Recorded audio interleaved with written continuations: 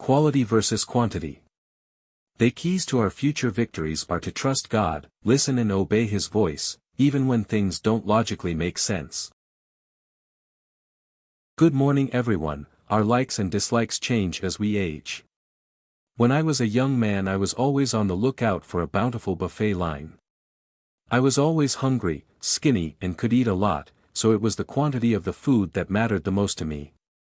As I have matured in age, I no longer focus on the quantity of food, but rather draw my attention to the quality of the meal. I tell people, I'd rather enjoy a meal that was prepared specifically for me, over a meal that was prepared for 300 people.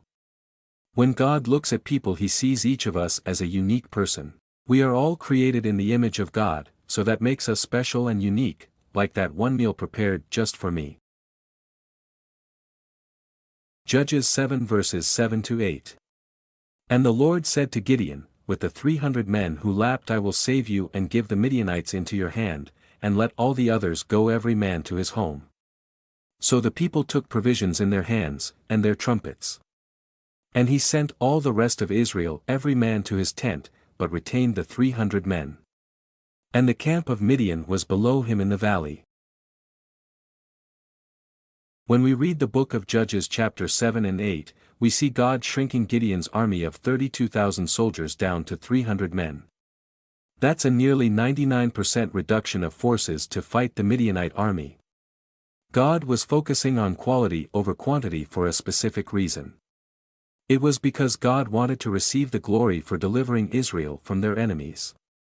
If God had allowed 32,000 soldiers from Israel to fight the enemy, they might say, "Look at our strength."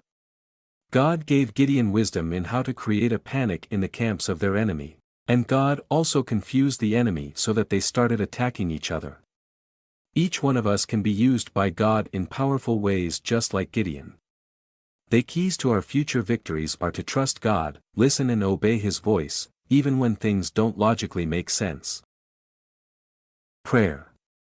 Thank you, Lord, for historical events written in the Bible that encourage us, even when we face challenges that seem insurmountable.